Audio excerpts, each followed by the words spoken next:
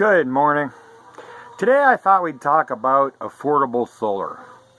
For those of you who have followed us, we live in a sort of a tiny house. It's a little cottage on a foundation, 540 square feet. And we wanted to be a little self-sufficient. We wanted to put solar in. We're not totally off-grid. We can't be totally off-grid because of our, well, we could. But our house is full electric.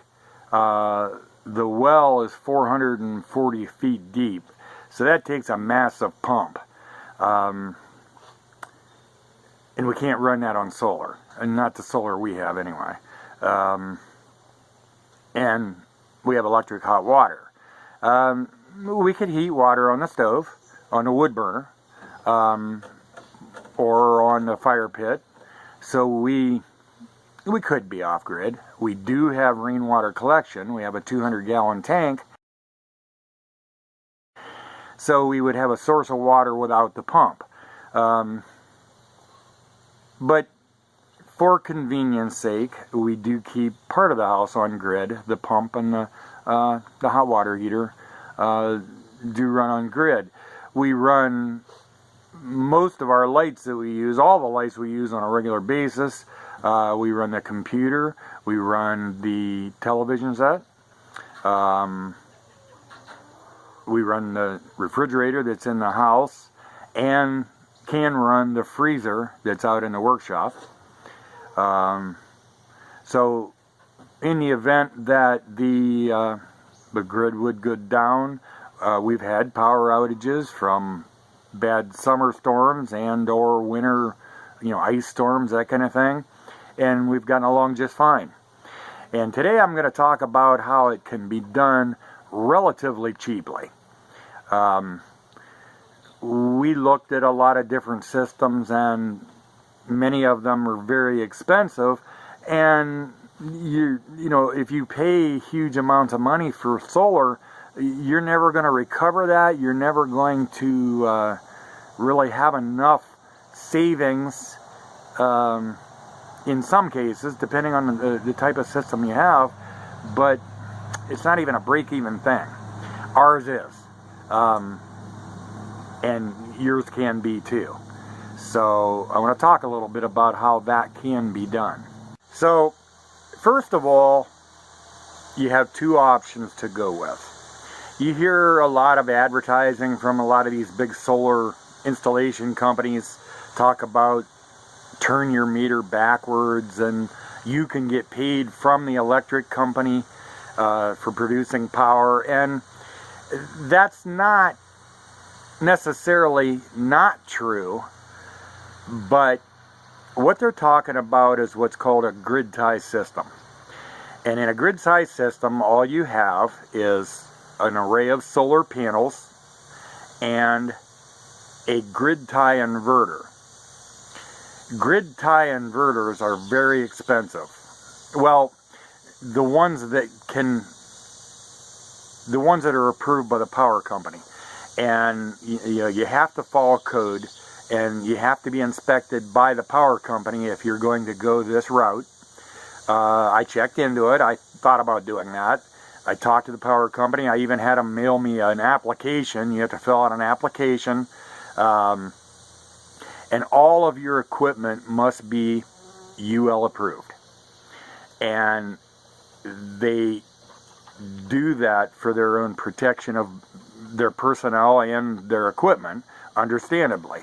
And what it means is a UL approved grid tie inverter will, what's happening with this system is you're producing power from the solar panels that's going to the grid tie inverter, and then from the grid tie inverter into your breaker box, basically, and into the wiring of your house and the wiring of the country.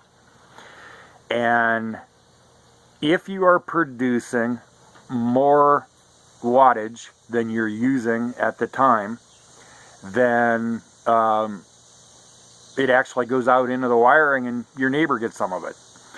And there's a special meter the power company puts on that actually not all meters will, but the type they put on for this system will actually turn backwards if you're producing more than you're using. And you know, maybe you go to work, the lights are off, the TV's off, especially if you actually unplug your TV, because they do use power when they're plugged in, even when they're not on. But if you have virtually maybe nothing in your house running except maybe some clocks and the refrigerator, and nothing else is on, you're not using anything, and it's a real nice sunny day, and the stars align, you're producing more power. If you have enough panels, you're producing more power than the house is using. So that's actually being stored or credited, so to speak, by going into the grid. Your neighbors are using it, and you're not, and the meter turns backwards. And then you come home from work, and the sun's going down, and you cook dinner, and you run your hot water heater, and you take a shower and take more hot water, and boy, now you're using a whole lot more than what you're producing. And the sun's low, it's not producing much, and so what's happening then is the meter starts running forward again. And it's sort of like a savings account. You know, while you were gone, while you weren't using much, you build up some savings. And then when you came home, you started spending that savings. And you know, especially if your water pump is running, and it's on grid, so it can run, your power, everything can run, and just like normal. But now you're using more than you produced maybe all day long, and so now your meter's going forward, and what you have gained is some savings, because you had money in the bank, so to speak, that you're now using up and not paying for as of yet, until you've used up everything that you were credited, so to speak, and so you save money on your electric bill. But the problem is that UL approved equipment that the power company will allow you to use, and it is inspected, that's very expensive equipment, and it takes a huge array of solar panels to produce that amount of wattage. You see people that their whole roof is covered in solar panels, and that's the type of system they probably have. And there's nothing wrong with that, but there are some drawbacks, and there's pros and cons to every type system. But with this system, those UL approved grid tie inverters, if the power goes down, shut off. Why? Because let's say a tree goes down and the power goes off. And if it didn't go off, as it does, your solar panels would still be producing power that your grid tie inverter would be taking from the solar panels and putting into the grid. Now the power company is working on the lines, and there's power in those lines that they don't know about, because you're producing the power, and to their knowledge that line is dead. And that obviously could get somebody killed. So, because of that, the grid tie inverters are made so that if they do not sense power in the line, they shut off. So when your power is out, when a neighbor's power is out, when a neighborhood power is out, your power is out. That's it. There's no way to bypass it. There's no, and of course you wouldn't want to. And there's no way to utilize it within your house when, when a bad storm, or, heaven forbid, but our terribly outdated grid just goes down, you're down. And then you can't do anything about it. You don't have the equipment in that system to produce power for your house. So you're off just like everybody else is off. So for that reason, and number one, the cost, and number two, that's not what I was looking for. I was looking for a good system that I could have power when nobody else around me maybe does. So that's not what we wanted. That's not what we went with. So what we went with requires more equipment, but far, far less expensive equipment. No permits. The power company doesn't care at all whether you're doing this or not, because you're not tied to their grid. They probably don't like you. In fact, you're saving some money, but they can't do anything about it. As long as you don't tie to their equipment and their grid, unless there's some kind of ordinance or state law or something in your area that involves that, it's none of their business. And they don't try to make it so. You know, maybe the meter reader that stopped by to read your meter and sees those solar panels might report it back and say, hey, you know what's going on here? And they may ask you what's going on. But as soon as you say, I'm not tied to the grid in any way with that system, then they have no further recourse, no further involvement. So what equipment does it take to have the kind of system I have? Well, first of all, you need an array of solar panels, and it can be as small as one little panel. The more panels you have, the more you produce. The more you produce, the more you have, of course, to use. So, start with panels. We have 6 panels. Okay, so this is where it starts getting a little technical. We have 6 panels. Each panel produces 170 watts. And they produce, with no load, about 32 volts, as you can see in the label. Under load, about 25. In reality, depending on the amount of sun that's hitting them and the time of day, in reality, you're probably getting somewhere around 24, 25 volts, and you're getting about 170 watts from each panel. The panels are all wired parallel. That means that all the positive terminals are connected and all of the negative terminals are connected. So when you do that, wired parallel, the voltage stays the same, but the wattage adds. So 6 panels producing 170 watts are producing a total of 1,020 watts. That's a little over a kilowatt. So for every hour the sun is on those panels full time, I'm producing 1 kilowatt hour. And those panels are then tied to what's called a charge controller. Now there are 2 types of charge controllers. One is an MPPT, and I don't know what the other one is, but it's not an MPPT. Now the MPPTs are a lot more efficient. They do the same thing, and they're a little more expensive. And most of them are probably made in China, but they do the job. They do what they're supposed to do.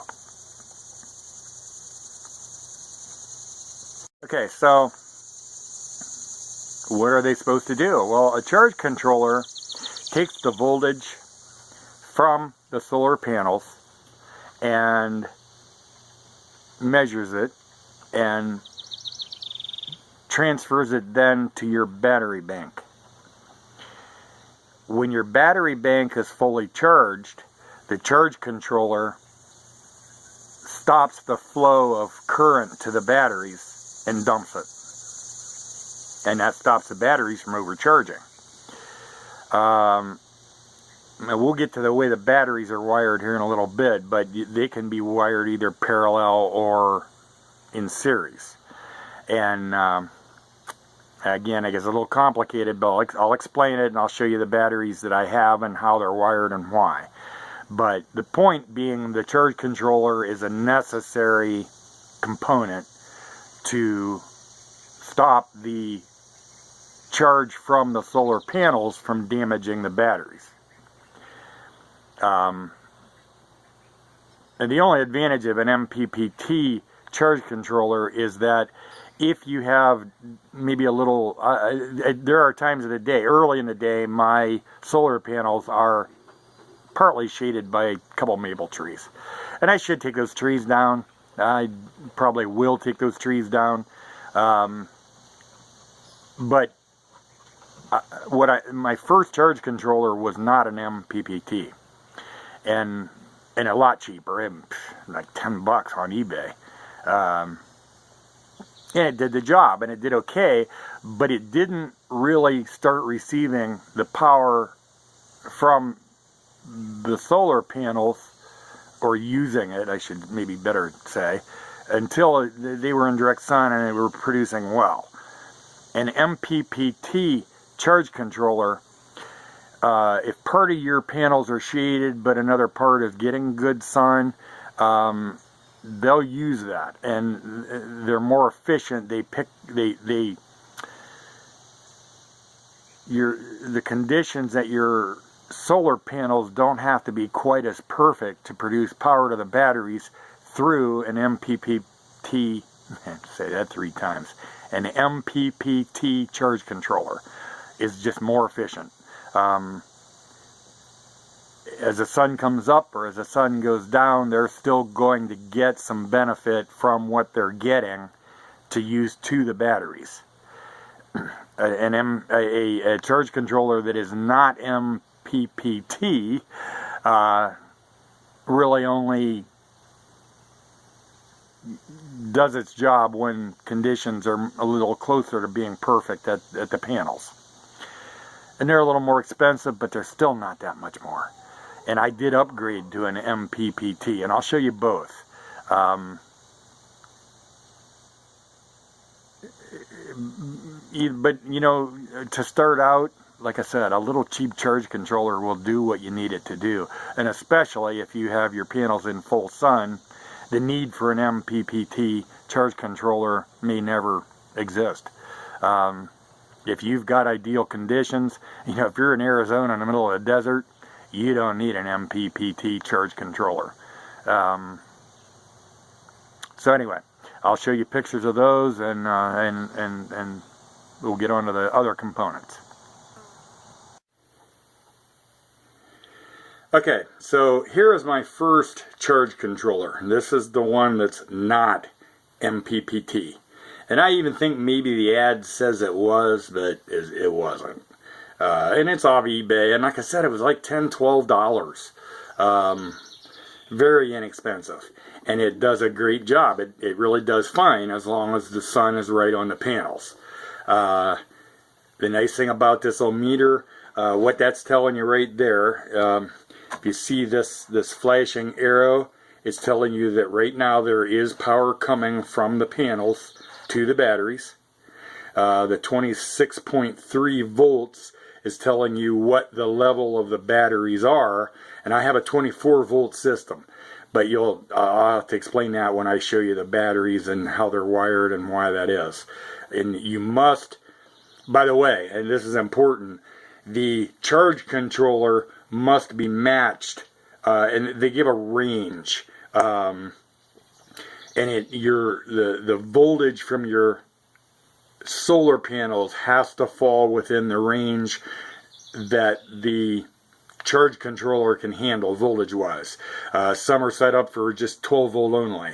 Some are set up from 12 to 35. Some are 48 volt. There's a lot of different ones, but because my panels under load produce about 25 volts, that's what this charge controller is in, that range. So anyway, so it's showing that my system right now is at 26.3, and again, it's a 24 volt system. When it's fully charged and things are good, it's going to go above 24 volts. It's going to go 26.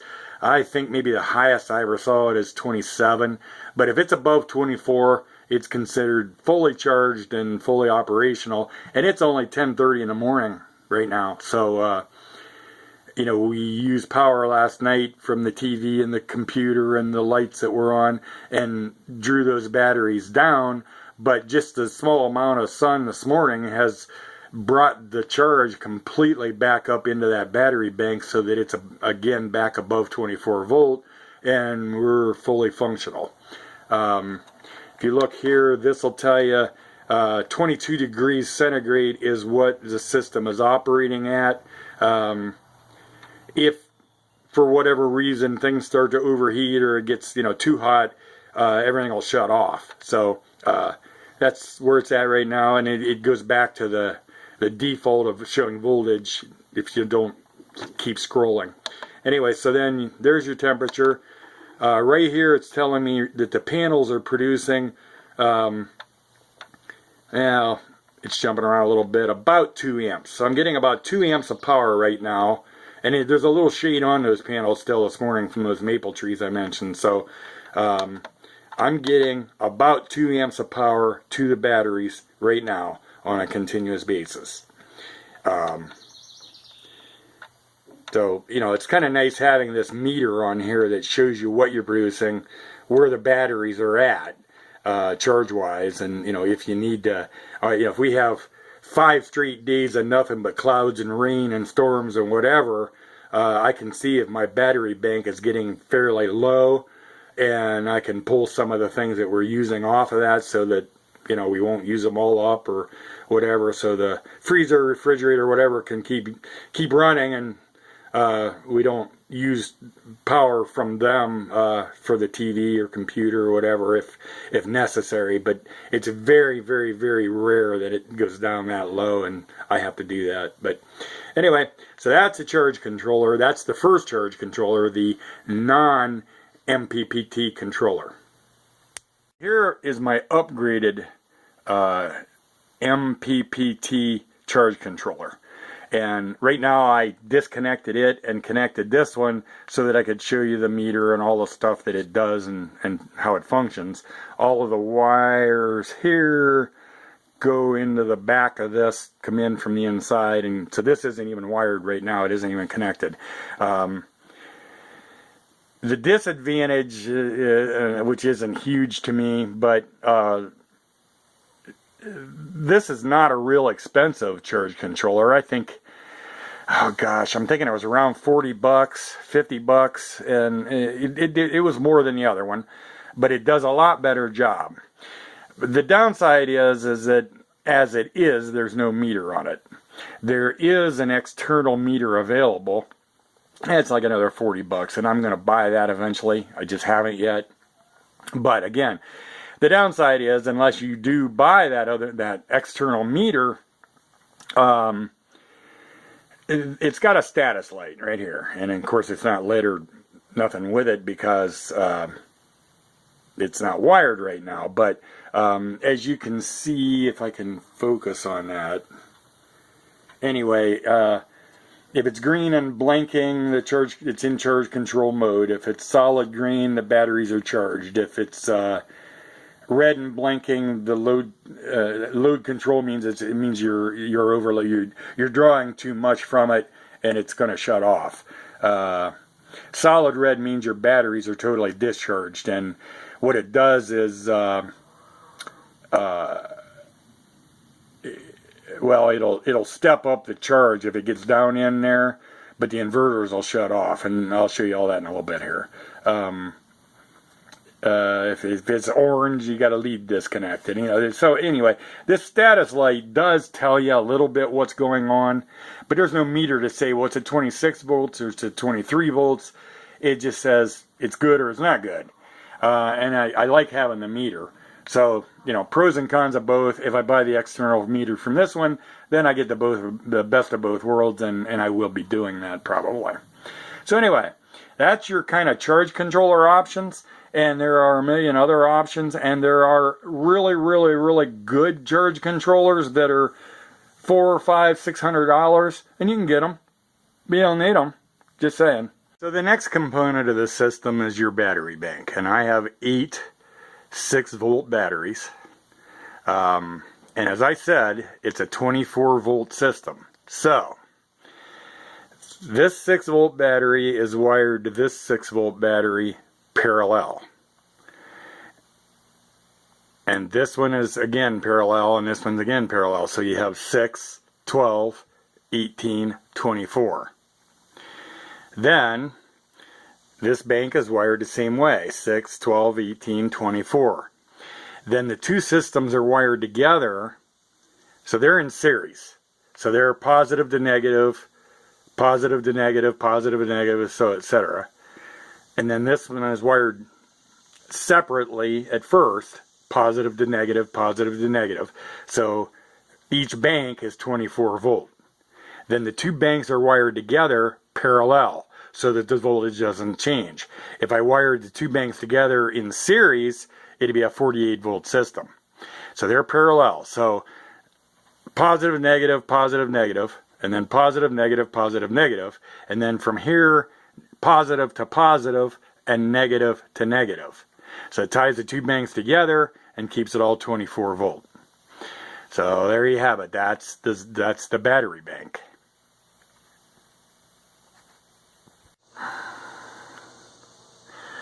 Okay, so that's the total components to the batteries. You've got the panels providing the power to the charge controller. The charge controller puts the power to the batteries when they need it, and keep them charged. There are some people that run 12 volt or 24 volt from those batteries for lights. If you keep it a 12 volt system, which you can, and again, as is just the way you wire the batteries. Like if I wanted to have a 12 volt system with 6 volt batteries, I would do the first two positive to negative, and then the second two separate positive to negative. So so the first two is 6 and 6 is 12, and the second two is 6 and 6 is 12, and then wire the two sets of those together parallel, keeps them 12 volt, and then the fifth and sixth batteries would be positive to negative, and the seventh and eighth battery would be positive to negative, and then the fifth, sixth, and seventh, eighth would be parallel, which again keeps it 12 volt. You know, you can wire them any way you want to wire them. If you do parallel, you keep the voltage the same. If you do in series, you add the voltage. So if everything was done in series, I'd have a 48 volt system. If everything was done in parallel, I'd have a 6 volt system. And you can mix and match the way they're wired to increase or decrease voltage. So anyway, if you wanted to run 12 volt lights, there are even, you know, camper 12 volt coffee makers, 12 volt light bulbs. I think they even make a 12 volt toaster. You could do that. You could just run everything on 12 volt, like get car or camper type accessories and appliances. They even make a very, very expensive, but they make it, 12 volt refrigerator. And you can do that. And the way I understand from my research, if you do that, it's actually more efficient. In other words, your batteries would last longer doing all that. But, you know, a 12 volt refrigerator is like $3,000. So there are pros and cons again, depending on what you want to do and how you want to go. And speaking of camper, everything that I've talked about so far would be very applicable to RVs. You know, a lot of people want to like boondock with their RVs. You know, you have a fifth wheel or a Class C or Class A motorhome. Many of them have what's called an inverter converter already built into the camper, the RV. And the purpose of the inverter slash converter typically is to use a generator to charge your what's called house battery. And so in other words, maybe you're camping in Arizona at you know, quartzsite. You're middle of nowhere. There's no hookups. You're running lights. You know, maybe a coffee maker, that kind of thing, off the house battery, and you can charge that house battery with the generator. You can also charge that house, quote, battery with solar. However, if you're going to not use the generator very much, you need to have probably a larger battery bank than just the, quote, house battery, which isn't hard to do. But if you have a converter-inverter built into your RV, you can tie solar panels to it, and that's something I'm researching and I want to learn. It shouldn't be a hard process at all. I'm not going to get into how to do that because I don't know. I'm going to learn. But you should be able to charge your house batteries in a battery bank with solar through your inverter converter that you already have. So, or your converter, yeah, converter inverter. The converter, I believe, is what takes the power, the AC power from the generator, and changes it to DC to charge the battery, and then turns around and inverts the DC from the battery back to AC for the outlets and, and lights and everything in the RV. But anyway, I would think all you need is the solar panels. So if you have an RV that doesn't have an inverter converter and or a charge controller of any kind, then what I've shown you is the exact same thing you need for an RV that you need for a house. And the only thing that I would think would vary much at all is that an RV isn't probably going to need near as much battery bank. Now, if you want to run like AC in your RV, well, it's not that you couldn't, it's just that you're probably only going to get a couple hours out of those batteries because they're very, I mean, you know, an AC unit probably draws 18-20 amps, which at 110 volt is like 2,000 watts. So in an hour you've done 2,000 watt hours. Again, you know, like I said, I've got a 1,000 watt system. Yeah, it's just not going to keep up with it. It's gonna suck it dry. So you need the generator for the AC. But for all other purposes, for things like your lighting and TV and computers and recharging of cell phones and all that kind of thing, solar couldn't get any better than an RV. And if you happen to be, you know, if you chase the 70s, if you're traveling and you're full timing and you're chasing the 70s where you don't need EC, you don't need any hookups. I mean, you know, once a week you dump your black and gray water and you don't need the electric ties. You could boondock indefinitely. That's just another option. This is very, very applicable to RVs, whether it be a Class A, Class C, fifth wheel, you know, a pull behind, just a, you know, a camper trailer, travel trailer. That's what I'm trying to say. Any of them can work on solar and provide most of what you need, if not all of what you need. So there you have it. So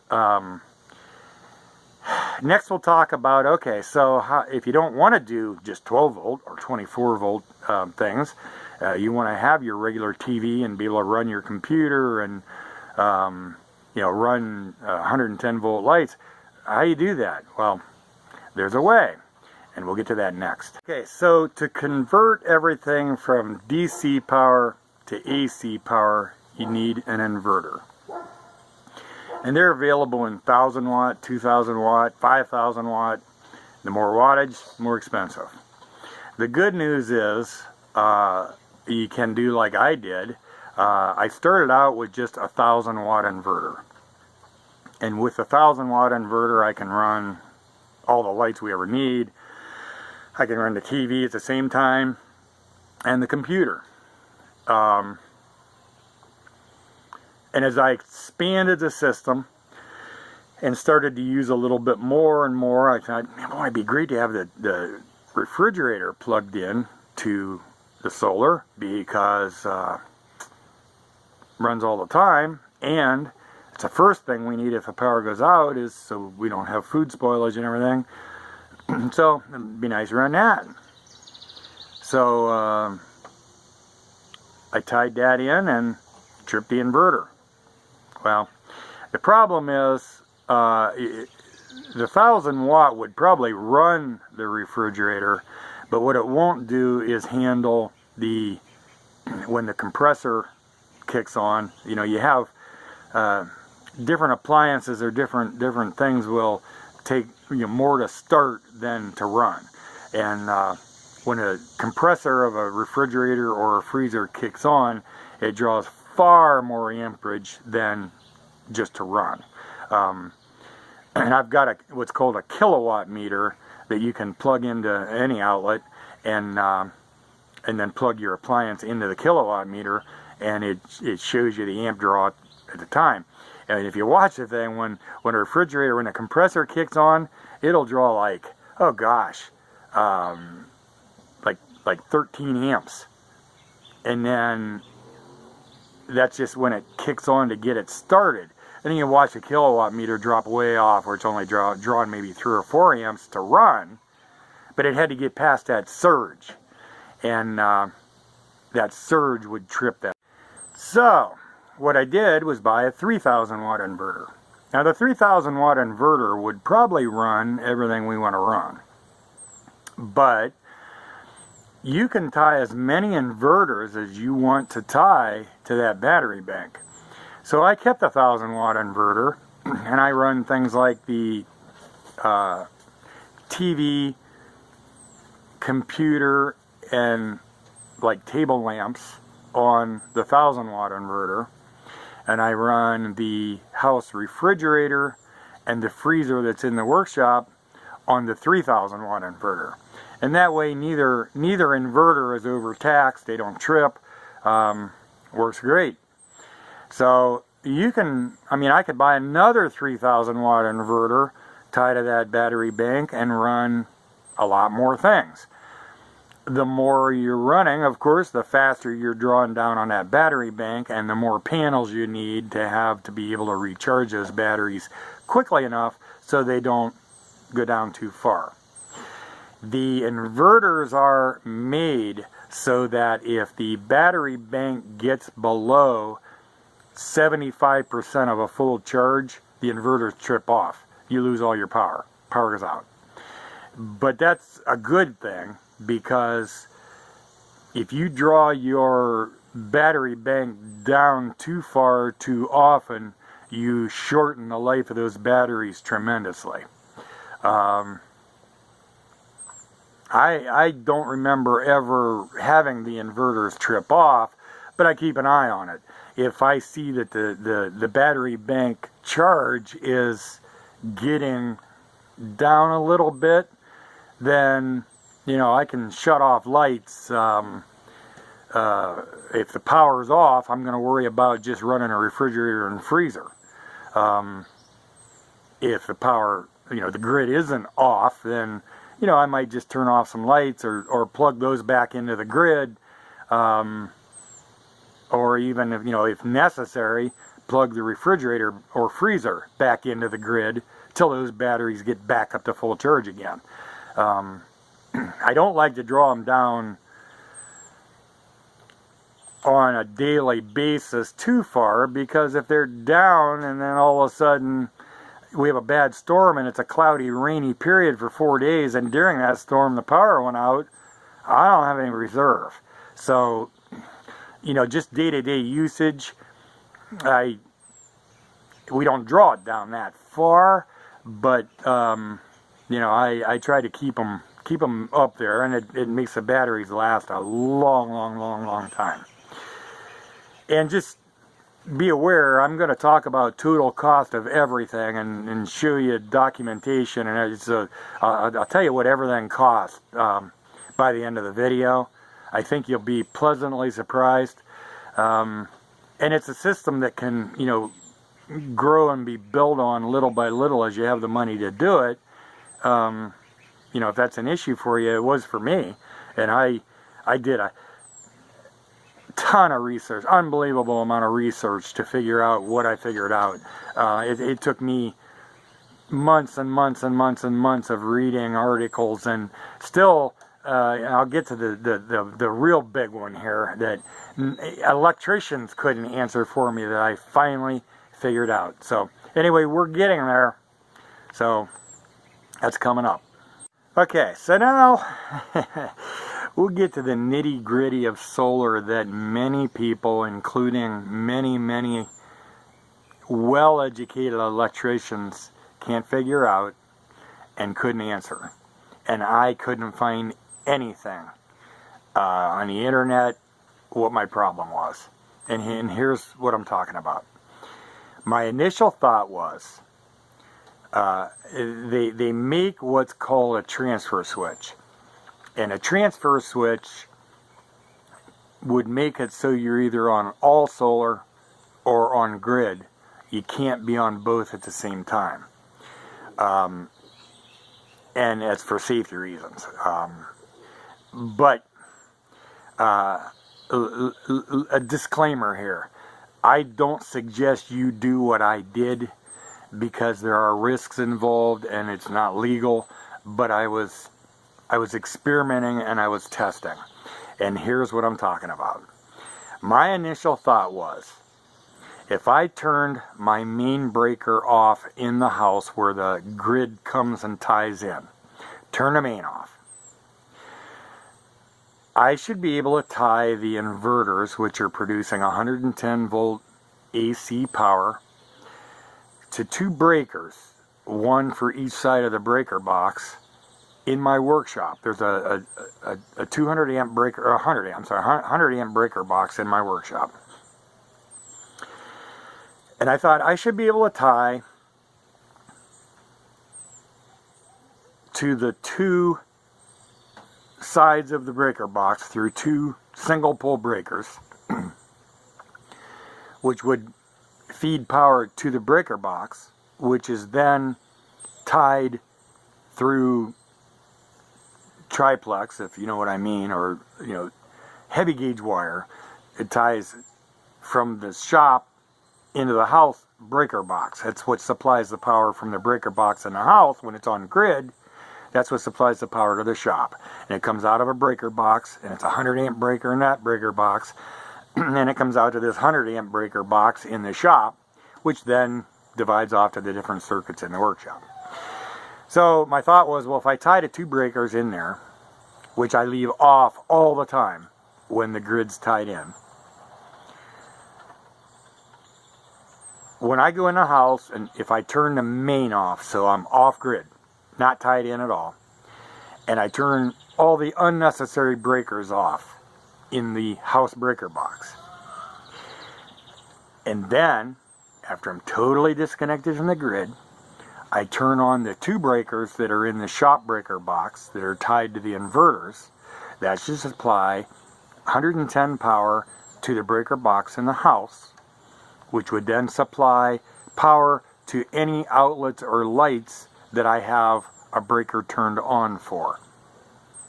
Doesn't work. Every time I did that, it tripped the inverters. Both of them would just trip off. They would last. Actually, yeah, I'd do that, turn the main breaker off, we're off grid. I'd come out to the shop, I'd turn the two breakers that were tied to the inverter on, go back in the house, TV's on, lights are on. This is working, it's working. 5 minutes, everything shut off. I come out and look, and the two trouble lights were on the inverters had tripped. Spent hours on the phone, or no, I'm sorry, on back and forth with email to the manufacturer of the inverters, which of course is in China. Most electronics are. So when I email this lady I was talking with, when I email her, she's in bed. And when she's responding to my emails, I'm in bed. So this took days and days and days, and she couldn't understand why it would do that. And both inverters were doing it. Separate manufacturers. One's 1,000 watt, one's a 3,000 watt. They both trip. Why? She had no idea. Couldn't figure it out. And, you know, at first thought it's a bad inverter, but well, they can't both be bad. Come on. And they work fine if I left the two breakers that tied to the breaker box, if I left them off, and I plugged something right into the front of the inverters have 110 volt AC outlets on the front of them. And I could plug a drill, a circular saw, lights, you know, fluorescent lights from my shop lights. I could unplug them from the ceiling and plug them in the inverter, run for days. Didn't trip them. But if I tied it back into the breaker box, they trip. Through months and months and months of research, I finally found one article that made small mention of it, and I don't really understand it totally. It gets way. I asked 6 different. I was a maintenance superintendent at a university. I retired now, but before retiring, I was dealing every day with the infrastructure of a university. And there were electricians there that I talked to that were union electricians, journeymen. None of them really knew a lot about solar, but everything I told them I was doing made sense to them, and they couldn't understand why that wouldn't work either. They all agreed, probably not a good idea the way you're doing it, but it should work. It didn't. Finally, anyway, I came onto that article that made mention. The reason the lady that I was emailing back and forth with in China didn't understand why it didn't work, and the reason it does work some places, in Europe, in Asia, it has to do with the way the electrical system in the United States is wired. The fact that the neutral wire and the ground wire are tied together in the breaker box is what trips those inverters. It won't work. It sounds like it will, it won't. So I talked to an electrician after I found that article and made mention to him about that this is kind of what I read, and, you know, does that make sense to him? And he said, no, it doesn't really make sense, but one thing you could do to test the theory is isolate a ground bar in the breaker boxes so that you can buy a ground bar at Lowe's, Home Depot, Menards, and put a rubber grommet behind it and tie all your neutrals to that bar and all your grounds to the ground bar of the breaker box. So now the neutral and the ground are isolated from one another. That should solve the problem. However, that's totally against code, and I didn't want to go there. So what can I do? Well, I solved the problem this way.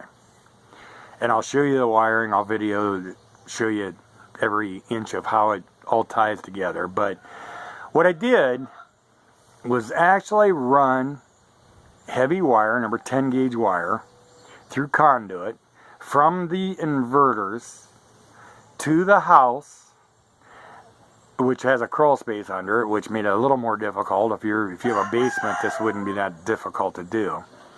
So then I ran conduit up through the floor and mounted a surface mounted outlet box on the wall, various locations in the house, so that I know all of the surface mounted outlet boxes are solar, and all of the outlets that look like your outlets are on the grid. And so I have many places where I have a solar outlet mounted on the wall right beside a grid tie outlet. But when I'm plugged into that solar outlet, the appliance, the computer, the TV, the refrigerator, the table lamp, whatever it may be, is tied directly to the inverter on the solar system and totally separated from the grid.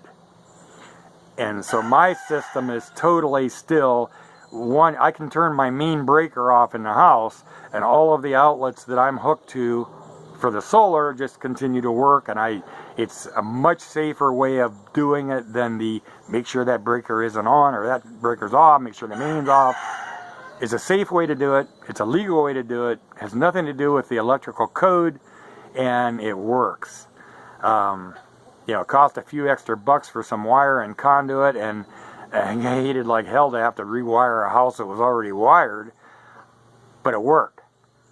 And it solved that problem, which maybe many of you have run into. So, now I'll give a tour and show you every inch of wiring from the solar panels to the outlet in the house and how it all works. Alright, so there's my 6 solar panels. And they're, as I mentioned before, all wired parallel.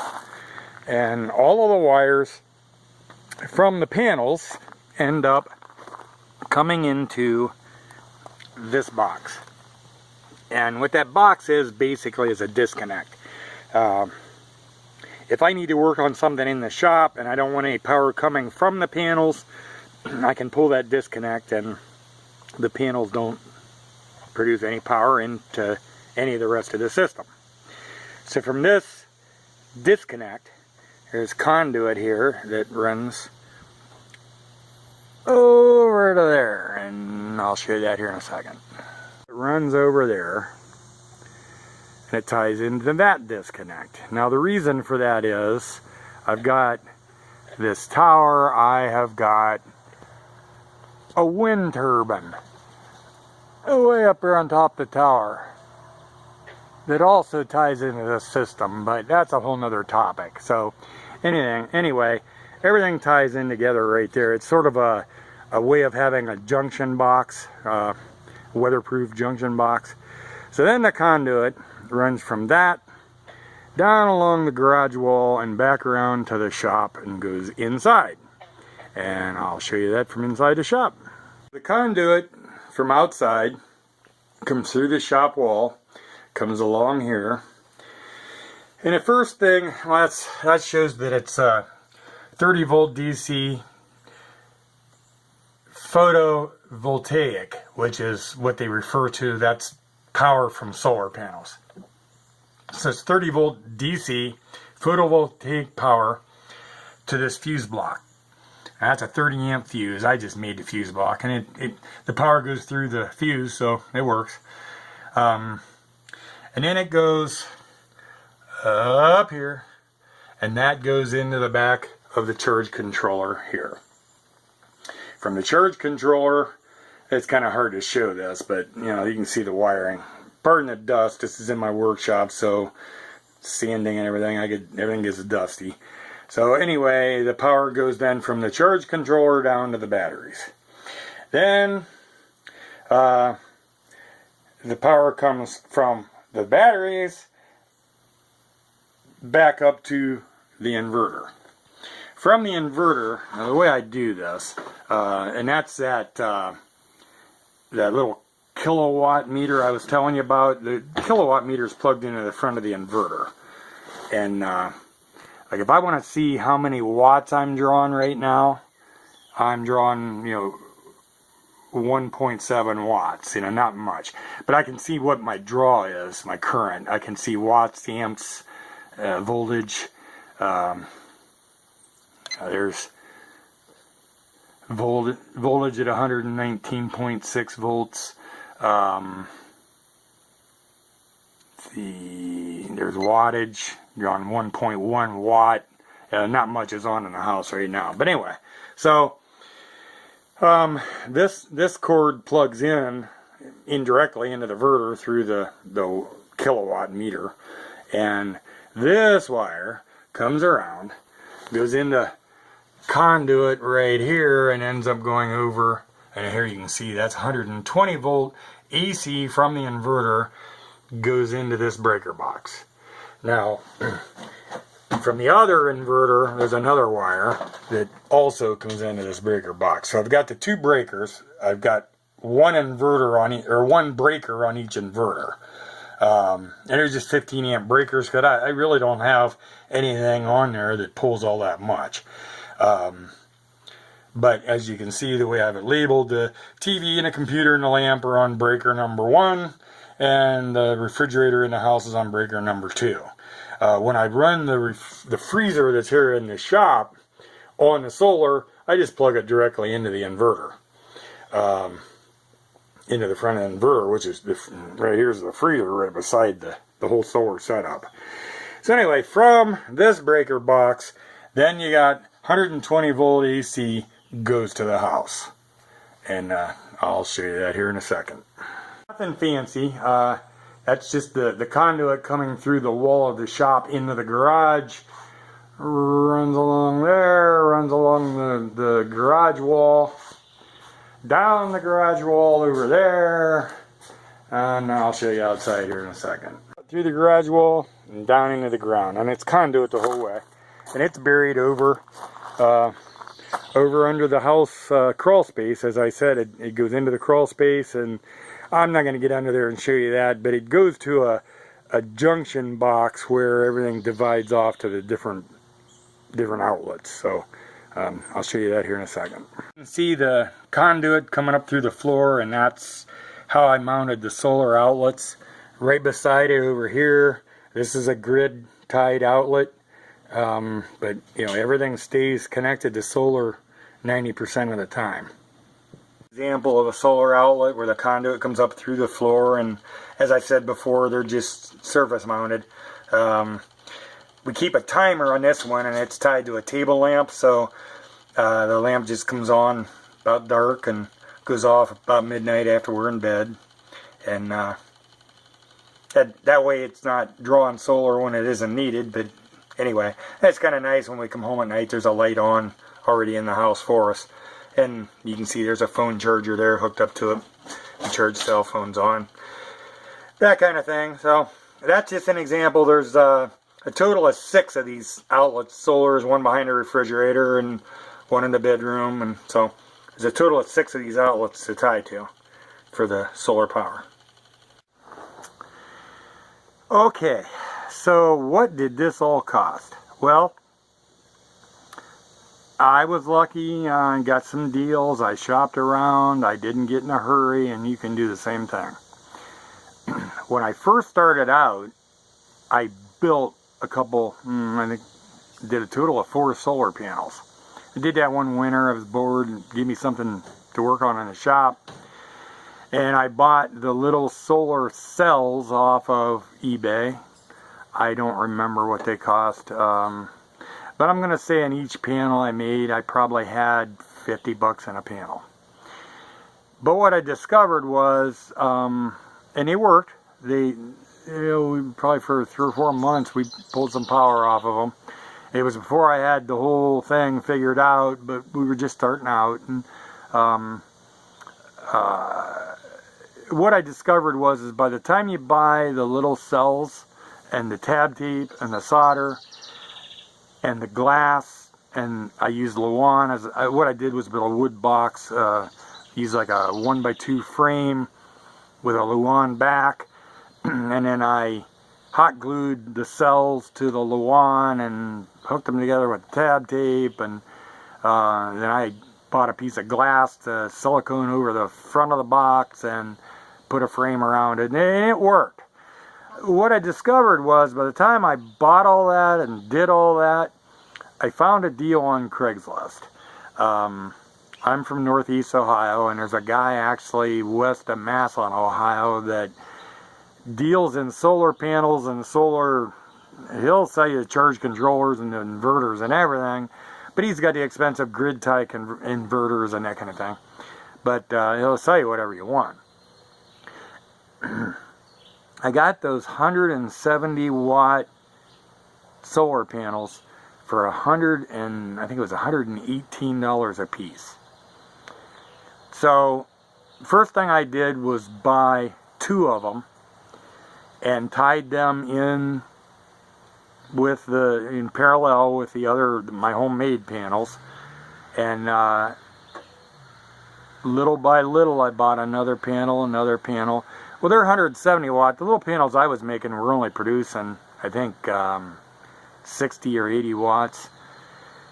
And they took almost as much space on a rack as the big panels. So little by little, eventually I did end up replacing the ones I made with the store-bought, good quality solar panels. But, you know, I didn't spend all that money at once. But, like I said, I think they were 118 a piece, so I have about $675, less than $700 in all 6 panels. And again, you can use 1 panel, 2 panel.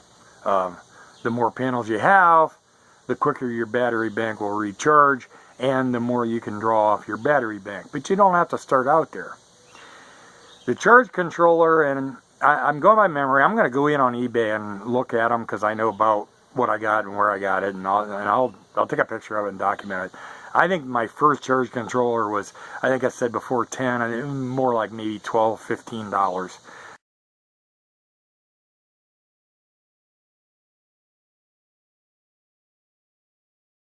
Not much, and it's a cheap one, and they are cheap, and they work, and it worked. I upgraded with I said $40 one. I'm going to have to look, and I'll show you. But I think it's around 40, 50 bucks. And that's a lot better one. And I did that, but I did that later on. It wasn't all at one time that I had to spend all that money at once. And I had a solar system that worked in the meantime. It just wasn't as good as I really wanted to end up with. So then the inverters were... I'm going to have to look again I'll look on eBay, and I'll show you here on the end of this video, but I'm thinking they were 50, 75. The 3,000 watt was probably maybe 100. And the battery bank, now I got a deal there, but you know, I'm not the only one that can find deals. You can do it if you try hard enough. What I did, Harris Battery is one of the biggest battery manufacturers in the United States. They sell them internationally. And coincidentally and happily, their main corporate office is about 3 miles from my house. And when I mentioned before, I worked in maintenance at the university. We used to buy the batteries for our the floor scrubbers and that kind of thing from them. So there was a rep came in all the time. And one day he was in, and I said, hey, I'm starting to put together a little solar system. You guys ever get any used batteries that are good in, or you know, anything like? Oh, he said, that's pretty rare. Usually we just get cores that are shot. But he said, you never know, it does happen now and then. And it was about 2 weeks later, he called me. You still looking for batteries for your solar? I said, yeah.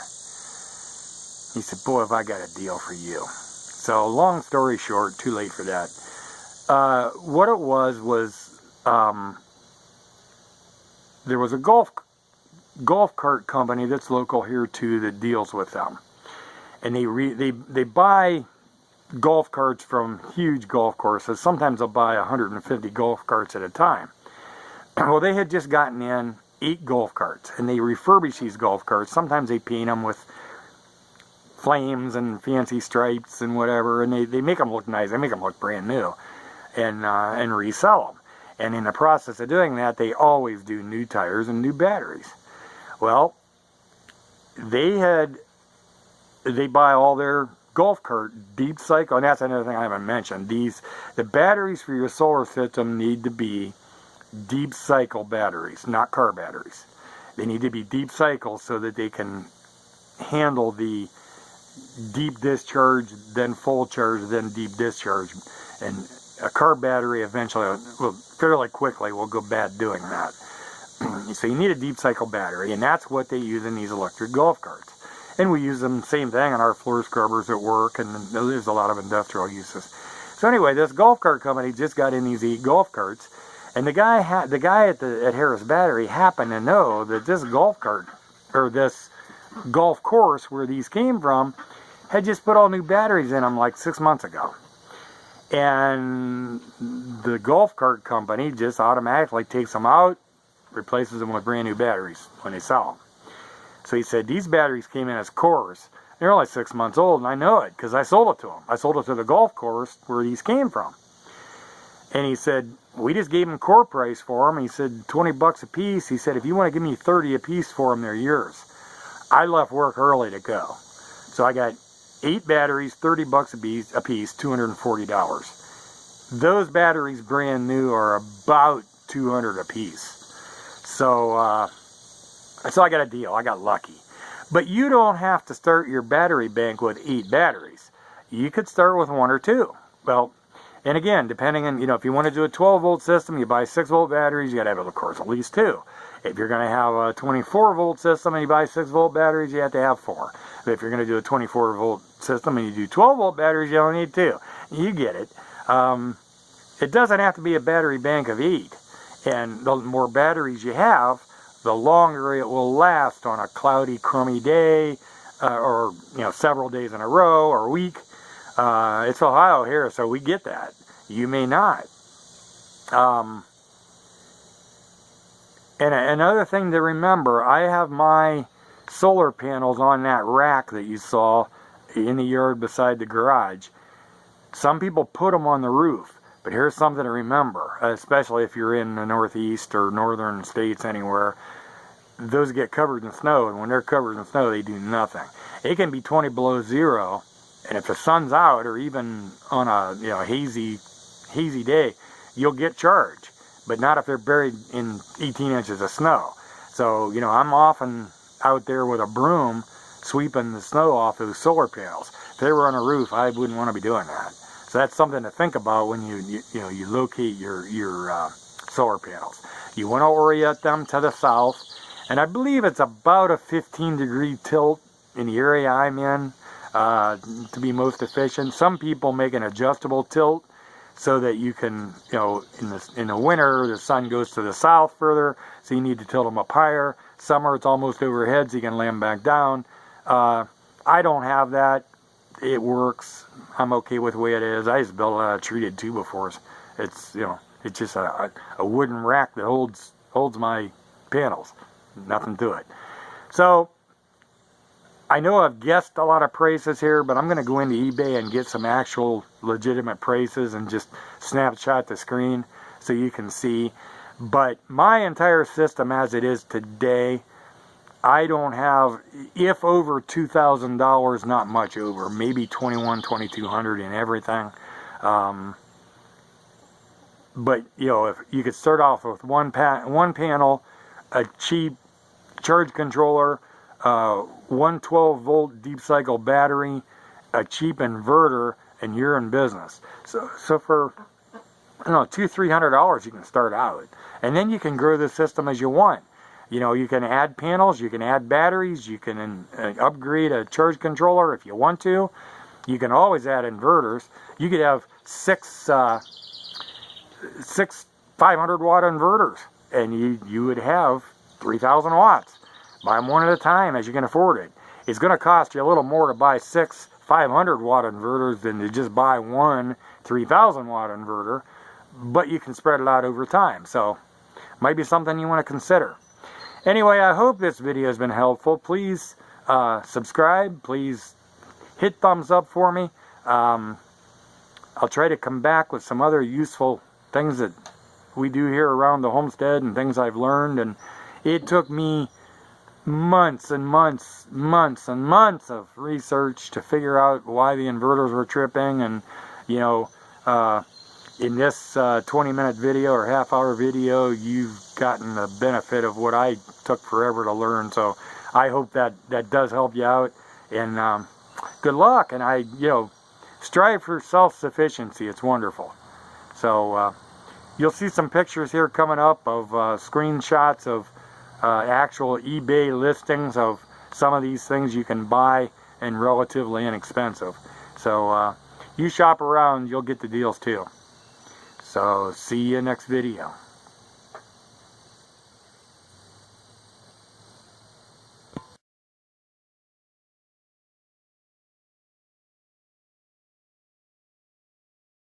One other thing I should have mentioned, by running the refrigerator and the freezer, the computer, the TV, and a lot of the lights on solar, we've dropped our electric bill by somewhere around $80 to $100 a month.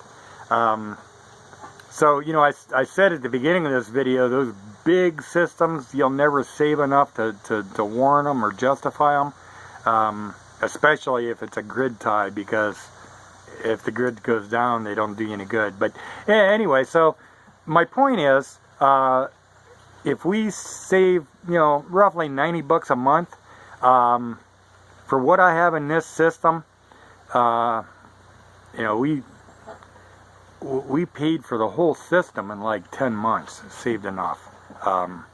That we broke even the first year, and we're on 4 years now. We've been, since I bought the first factory-made solar panel and upgraded to the better charge controller and all that, we're going on 4 years. So my batteries are going to need replaced, you know, in the next maybe couple of years. I hope I can find another deal. Hey, you never know. They're out there. So anyway. So this system, you know, for all the more it costs, it pays off, it's well worth it, and it's good peace of mind that we always have power. Oh yeah, here's one other funny story. It's only been about 2 weeks ago, so it was the beginning of July. We had been out shopping for groceries, and while we were in the store, a horrible storm came along, and I mean, it was... Nobody was leaving the store. It was raining so hard. Lightning strikes close by. Very windy. Bad storm. By the time we finished getting our groceries and got to the doors where everybody was lined up, it had quit raining. And by the time we got the groceries loaded, the sun was out. So we came home, unloaded the groceries, and my wife turned the TV on, and she went over to the sink and turned the water on and was running water for a little bit, and all of a sudden the pressure just quit, and she said, "Why don't we have any water?" I don't know. I hope the pump didn't burn up or something. I went over and no water pressure. So I walked into the bathroom, which there's a closet in the bathroom that has the water pump and a hot water heater and utilities in it. When I walked into the bathroom, I went to flip the light on, which is not on solar, and didn't go on. The electricity was off. We had been home 40 minutes before we realized the grid was down, because we had lights, we had TV, refrigerator was running, and we didn't even realize it, which was kind of comical. But anyway, just a quick little story for you. So, thanks for watching. Please hit the thumbs up. Please subscribe. See you next video.